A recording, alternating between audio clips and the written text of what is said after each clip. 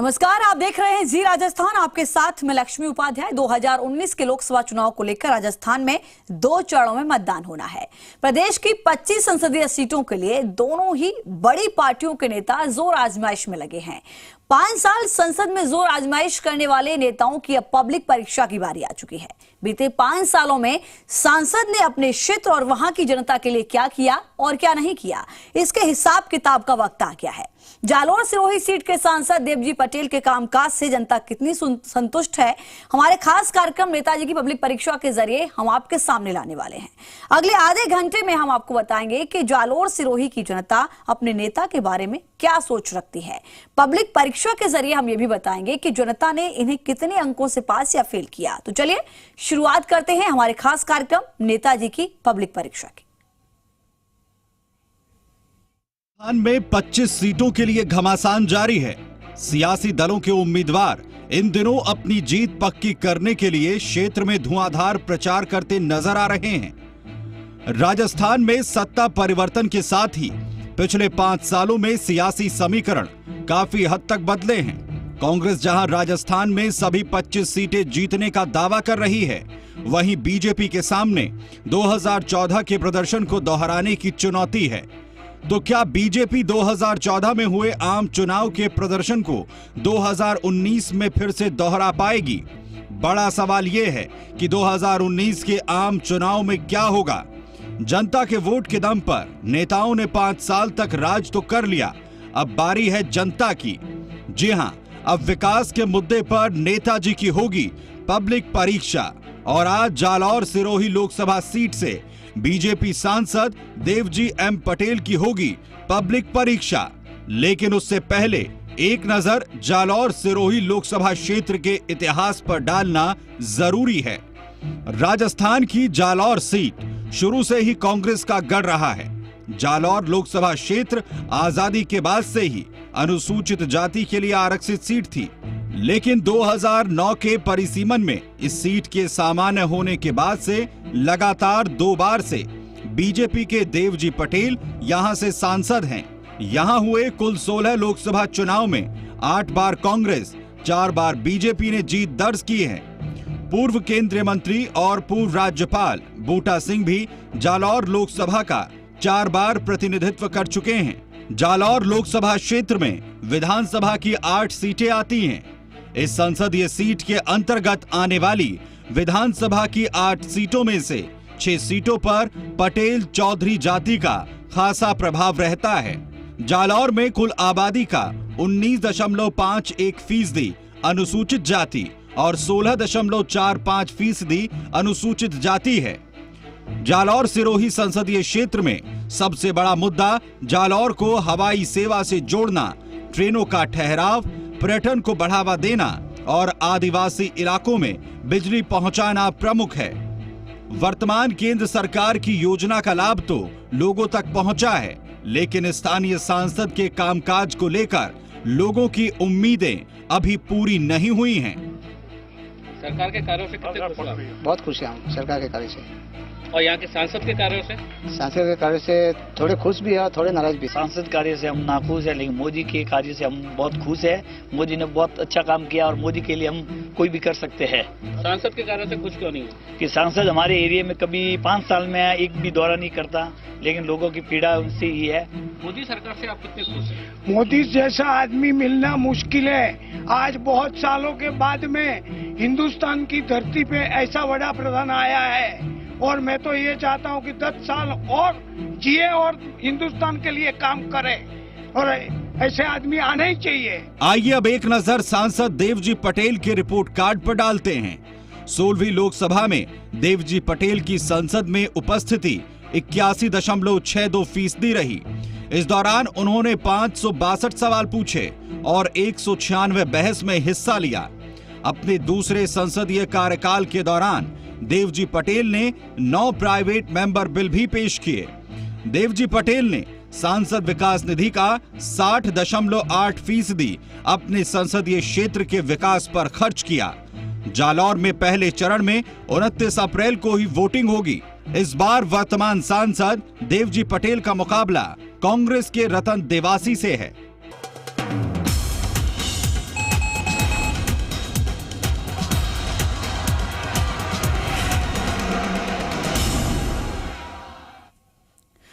हमने सबसे पहले जालोर सिरोही संसदीय क्षेत्र में केंद्र सरकार की महत्वाकांक्षी योजनाओं की जमीनी हकीकत की पड़ताल की। केंद्र सरकार की उज्ज्वला योजना ग्रामीण क्षेत्रों में अब भी पहुंच से दूर है, तो वहीं प्रधानमंत्री फसल योजना से जुड़ी योजना को लेकर भी हमने किसानों से बातचीत कर पड़ताल की। क्या कहते हैं वहां के लोग, आइए इस रिपोर्ट के जरिए समझाते हैं। हमने नेताजी की पब्लिक परीक्षा के जरिए सबसे पहले जालौर सिरोही क्षेत्र में केंद्र सरकार की तमाम योजनाओं की ग्राउंड रिपोर्ट तैयार की। इस कड़ी में सबसे पहले उज्ज्वला योजना की पड़ताल की। हमारे संवाददाता सबसे पहले सिरोही के एक गांव में पहुंचे। जब हमने अपनी पड़ताल को आगे बढ़ाया तो उज्ज्वला योजना की हकीकत की पोल खुल गई। हमें यहाँ पर महिलाएं धुएं के बीच चूल्हे पर खाना बनाती मिली। यानी प्रधानमंत्री की उज्ज्वला गैस योजना का फायदा अभी भी ग्रामीण क्षेत्रों में कई गरीब परिवारों को नहीं मिल रहा है। इन लोगों की माने तो उज्ज्वला योजना का फायदा लेने के लिए चक्कर काटते थक गए, लेकिन अभी तक फायदा नहीं मिला। सरकारी योजनाओं की पड़ताल करते करते अब हम ऐसे घर पे पहुंचे जहां अभी तक उज्ज्वला योजना का फायदा नहीं पहुंचा है। जहां पर हमारे साथ एक महिला है, उनसे पूछते हैं कि इसका फायदा अभी तक इनको क्यों नहीं मिला है। यहाँ सिलेंडर है आपके पास? नहीं सर, चूल्हे पर ही रोटी बनाती हो? चूल्हे पर रोटी बनाती है। तो सिलेंडर वगैरह क्यों नहीं मिले? हमें शायद नहीं मिले। कोई आपके पास सरकारी आदमी आया योजना का फायदा लेने? नहीं मिले। तो इन्होंने बताया कि इनके पास कोई भी उज्ज्वला योजना का फायदा दिलाने के लिए अभी तक नहीं पहुंचा है और ये शुरू से अभी तक चूल्हे पर ही रोटी बनाती हैं। उज्ज्वला योजना की पड़ताल करते करते अब हम दूसरे घर में पहुंचे हैं। यहाँ भी गैस सिलेंडर नहीं है, यहाँ भी चूल्हे पर महिलाएं खाना बनाती हैं। इन्हीं से पूछते हैं कि अभी तक इनको फायदा क्यों नहीं मिला है। आपको उज्ज्वला योजना का फायदा क्यों नहीं मिला है? कोई फायदा नहीं मिला। हमारे पिताजी 10 साल हो गुजर गए, कोई फायदा नहीं है। 6 बहन है, 2 भाई है, गरीब है। कोई सैनिक में कोई परमिट भी नहीं किया अभी तक, कोई फायदा नहीं मिला। अभी बहन कहते हैं कि सरकार से शादी के पैसे मिलते हैं, वो भी नहीं मिले। 50,000 सिलेंडर वगैरह कोई नहीं मिला है। चूल्हा पर रोटी बनाते हैं। हमारी माँ को समाज की बीमारी है, पिताजी नहीं है, भाई अभी तक बेरोजगार है, वो पढ़ाई करते हैं, तो घर में कैसे चलाए? क्योंकि हमारे कितनी गरीबी है, किसी को तो हमारे बारे में सोचना चाहिए ना। तो इन्होंने बताया कि इनको सरकारी योजनाओं का फायदा नहीं मिला है, अभी तक उज्ज्वला योजना का फायदा नहीं मिला है, जिसके कारण ये चूल्हे पर ही खाना बनाती हैं। उज्ज्वला योजना की पड़ताल के बाद हमने किसानों से जुड़ी प्रधानमंत्री फसल योजना की पड़ताल करने का फैसला किया। हमने इसे लेकर सीधा किसानों से बातचीत की। हालांकि बातचीत करने के बाद पता चला कि सांसद महोदय को पेयजल और खेती के लिए पानी की समुचित व्यवस्था करना एक बड़ी चुनौती है।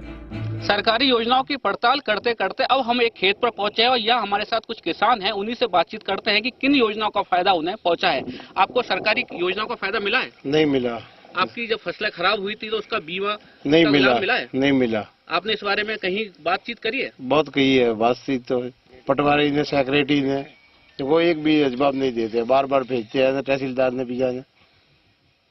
आप बताइए कि आपको किन योजनाओं का फायदा यहाँ मिला है? यहाँ के लोगों को टॉयलेट बनाने के लिए 12-12 हज़ार रुपये मिले, मकान बनाने के लिए पैसे मिले। बाकी सड़कों की अच्छी हालत है, पहले से काफ़ी बेहतर है। और बिजली गांव में ठीक है। एक पानी की समस्या गंभीर है। जो किसानों की फसलें खराब हुई थी उनका फसल बीमा का यहाँ लाभ मिला है? फसल बीमा का लाभ मिला है, लेकिन बहुत सौ को नहीं मिला। आप बताइए कि आपको किन योजनाओं का फायदा यहाँ मिला है? हमें सिलेंडर मिला है।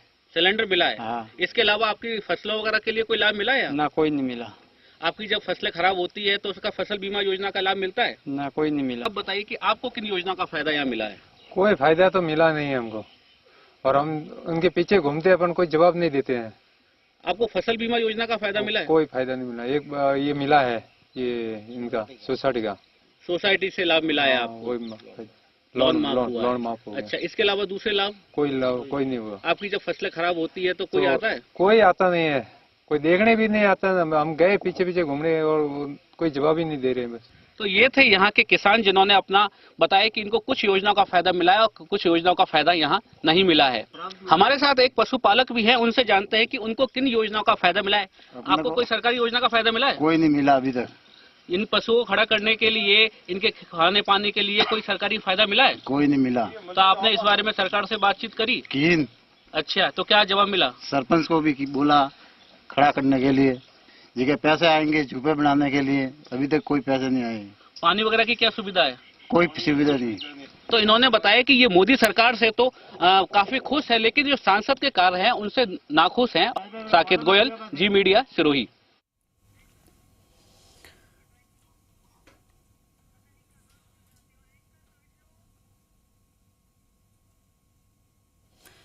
और फिलहाल यहाँ वक्त एक छोटे से ब्रेक का है। ब्रेक के बाद आपको दिखाएंगे कि जालोर संसदीय क्षेत्र में जीएसटी और नोटबंदी के फैसले का व्यापारियों पर कितना असर पड़ा।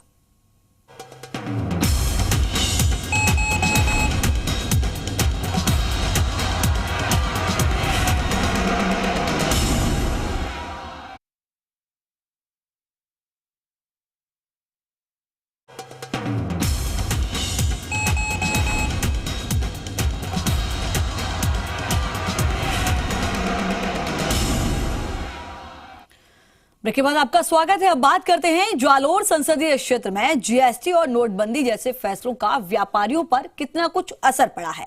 इसको लेकर भी हमने पड़ताल की और साथ ही ग्रामीण क्षेत्रों में सरकार के डिजिटल योजनाओं का कितना असर हुआ, कितनी कारगर रही, इसको लेकर भी हमने पड़ताल की। तो आइए आपको दिखाते हैं रिपोर्ट में।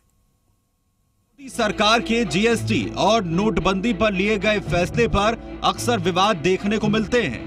विपक्ष नोटबंदी और जीएसटी के फैसले को लेकर सरकार को लगातार घेरता रहा है, तो वहीं सरकार इस फैसले को व्यापारियों के हित में होने का दावा करती है। लेकिन सवाल ये है कि क्या सचमुच सरकार के फैसले से व्यापारियों पर असर पड़ा है। हमने इसे लेकर व्यापारियों से बातचीत की। केंद्र सरकार के नोटबंदी और जीएसटी से व्यापारियों पर कितना असर पड़ा, आइए सुनते हैं उन्हीं की जुबानी।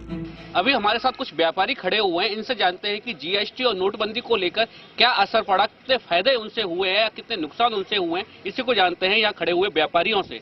यहाँ जो जीएसटी लागू की है उससे फायदे क्या हुए हैं?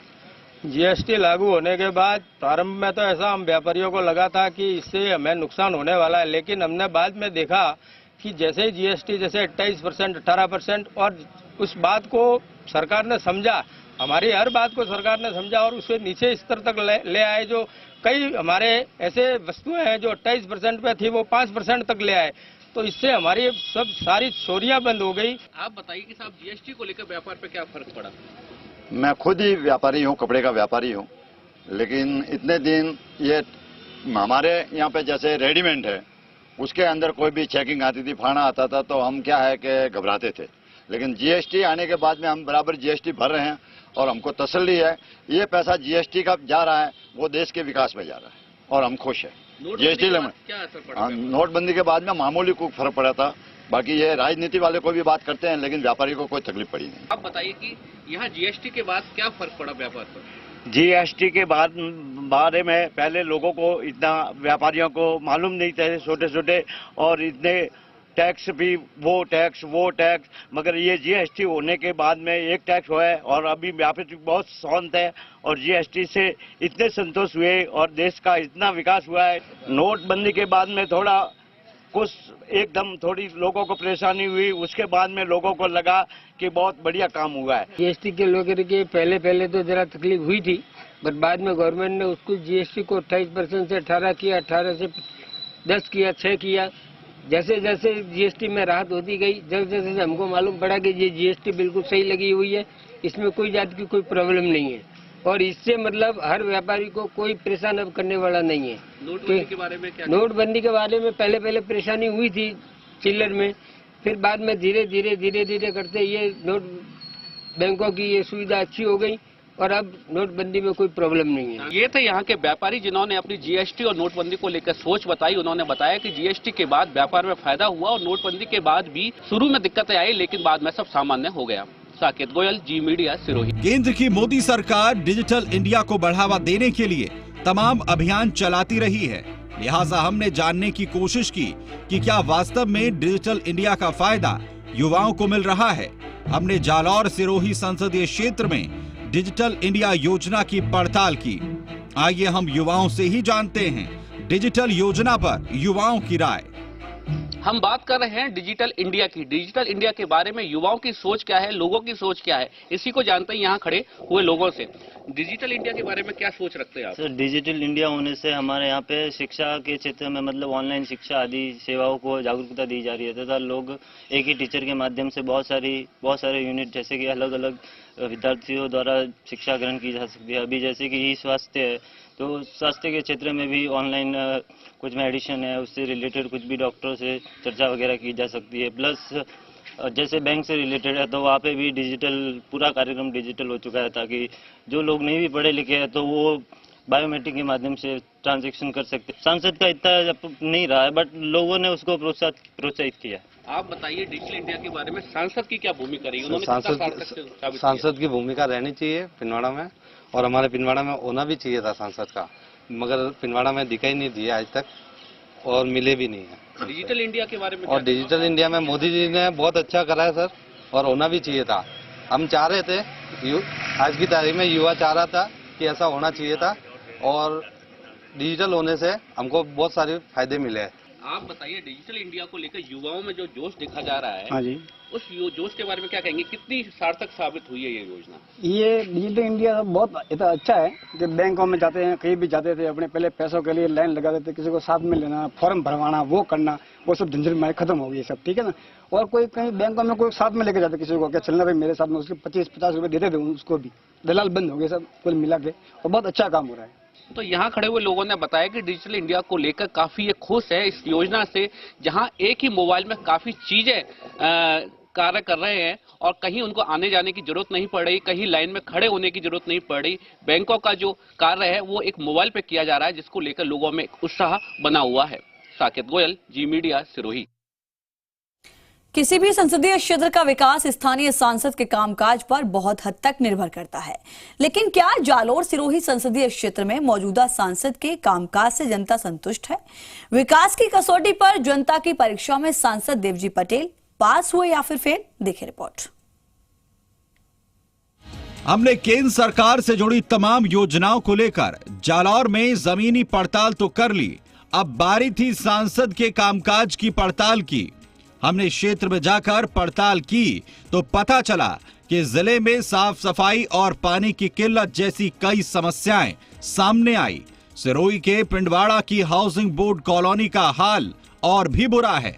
कॉलोनी में सड़क, सेफ्टी वॉल और साफ सफाई को लेकर तमाम दिक्कतें हैं।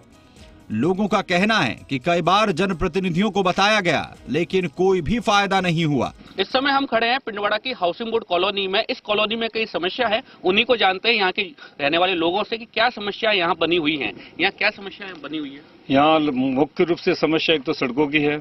सेफ्टी वॉल जो बनानी थी वो भी सेफ्टी वॉल उन्होंने बनाई नहीं, जबकि उनके नक्शे में था कि सेफ्टी वॉल हम नदी की तरफ बनाएंगे, वो भी तक बनाई नहीं इन्होंने। साफ सफाई की बहुत ही ज्यादा स्थिति खराब है, साफ सफाई बराबर होती नहीं, कोई आता ही नहीं, कर्मचारी नहीं है।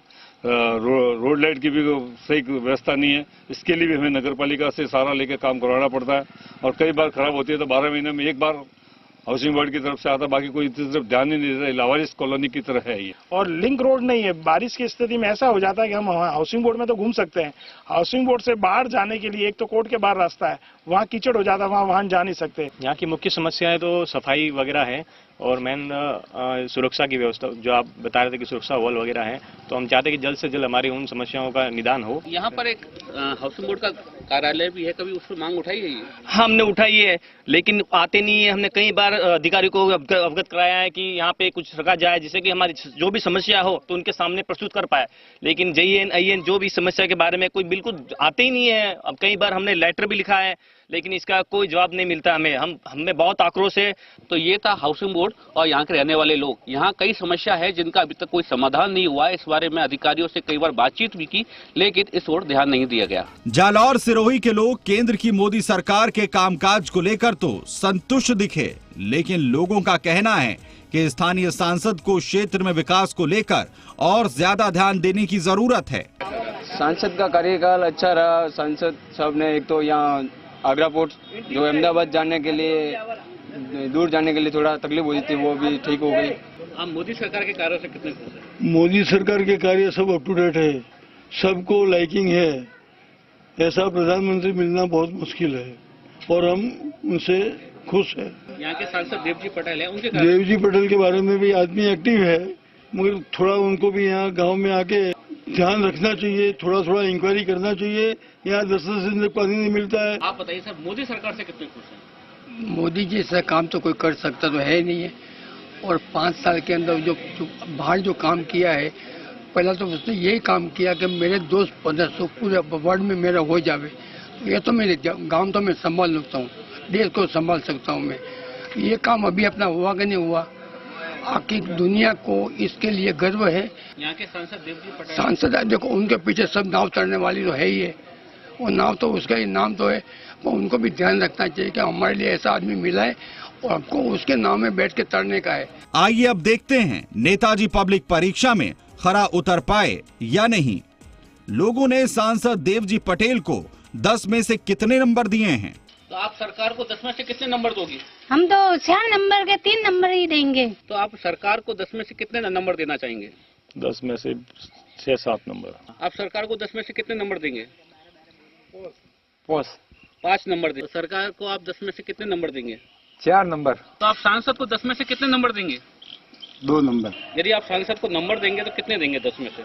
10 में से 7 दे देंगे। सांसद को आप 10 में से नंबर देना चाहेंगे तो कितने देंगे? 10 में से 11। नहीं, सांसद के नंबर तो मोदी के पीछे जाना है, 10 का 10 मिलने वाला ही है। सांसद को तो सर मैं 6-7 जो है दे सकता हूँ। मैं 4 पॉइंट देना चाहता हूँ सर। आप उनको कितने नंबर देना चाहेंगे?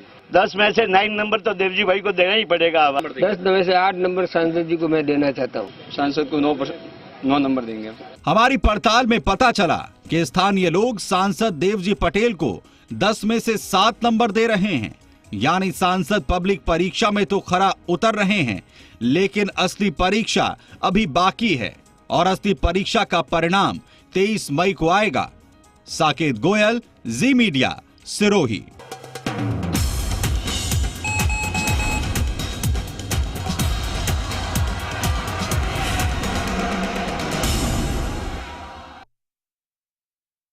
Powered by Ambuja Cement, Virat Compressive Strength, Amul Comfy, अब रहो Comfy, King's Refined Soya Bean Oil, सेहत